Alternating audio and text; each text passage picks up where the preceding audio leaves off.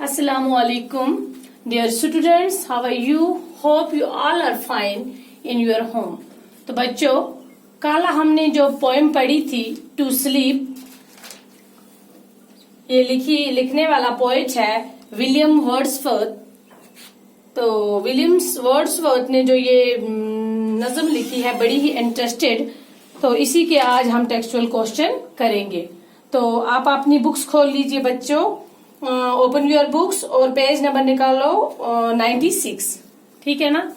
तो rough copy निकाले, यहाँ पे मैं आंसर मैंने लिखे हुए हैं, तो बुक्स पे क्वेश्चन है, आपको मैं ये समझाऊंगी, आप अपनी कॉपी पर नोट कर लीजिए, ठीक है। Okay, open your books, page number 96। Question number 1, to whom is the poem addressed, ठीक है ना। इस नज्म में किसको मुखातब किया गया है, इस नज्म में किसको मुखातब किया गया है, ये हमारे पहला क्वेश्चन है। तो इसका आंसर है बच्चों, it is addressed to sleep. ये नज्म नींद को मुखातब की गई है। इस नज्म में किसको मुखातब किया गया है, नींद को मुखातब किया गया है। Question number 2, what does the speaker want, बोलने वाला क्या चाहता है। द स्पीकर, क्वेश्चन नंबर 2 का आंसर है the speaker want sleep to come to him. बोलने वाला चाहता है कि उसे नींद आ जाए। बोलने वाला क्या चाहता है, बोलने वाला ये चाहता है कि उसे नींद आ जाए। Question number 3, how many sleepless nights did the speaker have, बोलने वाले ने कितनी रातें बिना नींद के गुजारी हैं। तो इसका आंसर है क्वेश्चन नंबर 3 का, the speaker have 3 sleepless nights. बोलने वाले को कितनी रातें, बोलने वाले को 3 रातें बिना नींद के गुजरी। Question number 4, what will the speaker here in the morning, बोलने वाले को सुबह क्या सुनाई देगा, बोलने वाले को सुबह क्या सुनाई देगा। क्वेश्चन नंबर 4 का आंसर है बच्चों, he will hear the melodies of little birds and sad cry of cuckoo। उसे छोटे छोटे परिंदों के मीठे राग और कुकू की उदासी भरी आवाज सुनाई देगी, ठीक है ना। ये नज़म में हमने पढ़ा था उसको, मॉर्निंग में इनकी आवाज इन्हीं की आती है।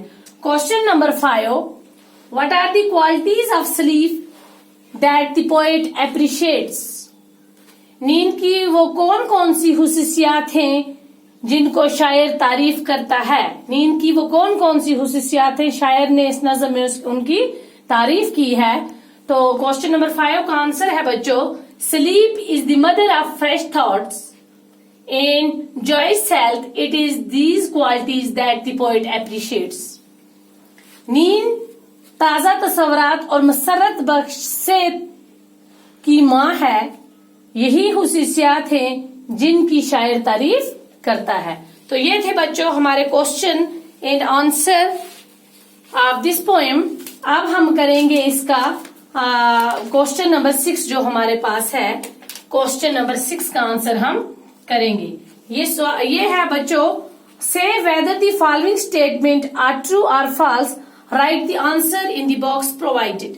यहाँ पे जो ये स्टेटमेंट दी गई है, इनमें जो सही है उनको ट्रू लिखना है और जो फॉल्स है उनको और जो गलत है उनको फॉल्स लिखना है, ठीक है बच्चों।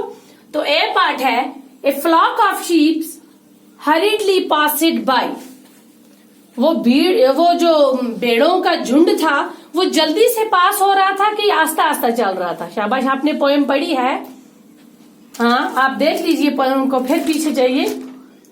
A flocks of sheep that leisurely passed by, वो आस्ता आस्ता से चल रहा था। इसका मतलब है ये क्या है, पहला क्या है हमारे पास, शाबाश, false. A part. B part, the speaker has sweet dreams,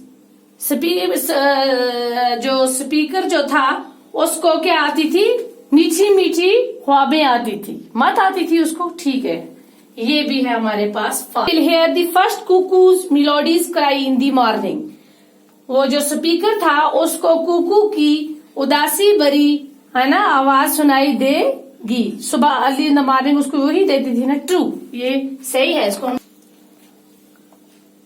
The speaker has 3 sleepless nights. है ना, वो 3 दिन नहीं सोया था, सही है, true. E pot, the speaker call sleep there mother of fresh thoughts enjoys health. उसने किसको तरजीह दी थी? उसको नींद को बोलता था कि आप क्या हो, आप एक नींद ताजा तस्वरात और मसरत बख्शेत की माँ हो, नींद को बोल रहा था। ये भी ट्रू है, सही बात है। एफ पार्ट है हमारे पास बच्चों, the poem is about the necessity of sleep. ये नज्म लिखी गई है किसकी? शाबाश, नींद के बारे में, नींद की जरूरियात के बारे में ये लिखी है कि नींद की क्या खसूसियात है, नींद क्यों जरूरी है, जब नींद पूरी होती है तो इंसान कैसा रहता है, जब नहीं पूरी होती है तो कैसा होता है। तो ये भी क्या है? ट्रू। ठीक है। ग्रामर वर्क, ग्रामर वर्क हमारे पास है, ग्रामर वर्क। यहां पे हमारे पास find the poem has a fixed rhyme schemes, for example B's, C's, find the other rhyming word। यहाँ पे rhyming word लिखने हैं। कौन कौन से, आप पोएम को देख लीजिए, कौन कौन से rhyming word हैं। शाबाश बच्चों, देख लो। हाँ, गुड। बाय, लाई, क्राई, और कौन कौन सा था? ले, और कौन कौन सा था? Wealth, health. जो हमारी ये पोएम थी इसके क्या थे? Rhyming word. अब हमारे पास लास्ट वाला क्वेश्चन बचता है बच्चों, वो है हमारे पास यहाँ पे है कलेक्टिव नाउन के बारे में। अब हम पढ़ेंगे, हम क्या पढ़ेंगे? Collective noun. तो हमारा जो ग्रामर वर्क अब है, हाँ, वो है कलेक्टिव नाउन। कलेक्टिव नाउन किसे बोलते हैं? पहले हम इसको डिफाइन करेंगे। What is collective noun? A collective noun is a noun that in singular in form but that refers to a group of people or thing। तो मैं इसकी डिफिनेशन यहाँ पे लिखती हूँ बच्चों, आप नोट कर लीजिए। A collective noun is a noun that is singular in form but that refers to a group of people or thing। तो ये हुआ collective noun। तो अब यहाँ पे एक्सरसाइज है हमारे पास। नाउ मैच दी फॉलोइंग, यहाँ पे लिखा है पार्ट नंबर 1 है हमारे पास, देख लीजिए आप बुक्स पे। N army of, A band of musicians, A chain of, A fight of, A heard of. तो यहाँ पे लिखा है, अब कॉलम बी जो है उसमें यहाँ पे लिखा है bees, horses, lions, camels, puppies, deer, lotus, mountains, musicians, है ना। तो यहाँ पे एक collective noun is a noun that is singular in form. Collective noun जो है उसका फॉर्म कौन सी है? Singular, but refers to a group of people or thing. तो ये ग्रुप ऑफ पीपल्स या किसमें होता है? ये ग्रुप ऑफ पीपल या पीपल आर थिंग्स। जैसे यहाँ पे लिखा है an army of soldiers. Army singular आ गया, लेकिन इन आर्मीज ऑफ जब ये रेफर करता है तो ये ग्रुप ऑफ पीपल, ये सोल्जर्स, बहुत सारे फौजी है ना, यहाँ पे ग्रुप ऑफ पीपल्स में आ गया। इसी तरह हमारे पास है ए बैंड ऑफ म्यूजिशियंस, यहाँ पे आ गया हमारा, पहला हमारा था एन आर्मी, है ना, आर्मी ऑफ सोल्जर्स। दूसरा आ गया ए बैंड ऑफ म्यूजिशियंस। तीसरा पार्ट है हमारे पास बच्चों ए फ्लाइट ऑफ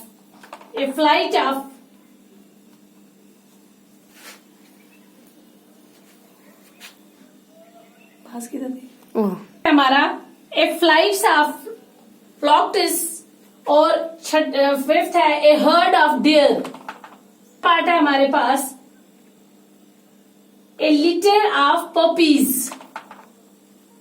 सातवां पार्ट है हमारे पास ए स्ट्रिंग ऑफ कैमल्स है, ए प्राइड ऑफ लायंस। नौवां पार्ट है ए टीम ऑफ हॉर्सेस ऑफ बीज। तो ये थे हमारे क्या थे? Collective noun. अब हमें हमारा जो लास्ट वाला है तो वो हम अब पढ़ेंगे। वाला पार्ट है हमारे पास given below are the names of some animals, birds, match them in their cries or sounds. यहाँ पर बहुत सारे कुछ जानवरों के और परिंदों के नाम दिए गए हैं, तो वो कैसी आवाजें निकालते हैं तो वो हमें दिखाना है। जैसे यहाँ पे हम लिखेंगे name of the animals, name, और यहाँ पे हम लिखेंगे क्राइसिस, ये वाला। तो पहला पार्ट है हमारे पास बच्चों आसिस, कैसे आवाज निकालते हैं। फिर है हमारे पास B part, a B part है हमारे पास। मैं पहले लिखती हूँ ये कौन कौन से कितने हमारे नेम ऑफ द एनिमल्स। हमारे एनिमल्स कौन कौन से हैं, शाबाश। Asses, bees, cats, camels, crows, hens, ducks, eagles, flies, turkeys, wolves, अच्छा, lions, monkeys, parrot, sheep, snakes and pigeons. तो अब हमारे पास, अब हमें ये इनकी ये कौन कौन सी आवाजें निकालते हैं। आसिस जो हैं वो उनकी आवाजें होती हैं साउंड्स ब्रेक, ठीक है ना। और हमारे पास है बीज, बीज वो क्या निकालती है, बुल। उसके बाद है हमारे पास कैट्स, कैट का आपको पता है निकालती हैं वो, उसको बोलते हैं पुल। उसके बाद हमारे पास है कैमल्स, कैमल है ग्रोंट। जी बच्चों, ये आपको बाद में भी ये काम आएंगी, इनकी मतलब कौन से जानवर कौन सी आवाज निकाले।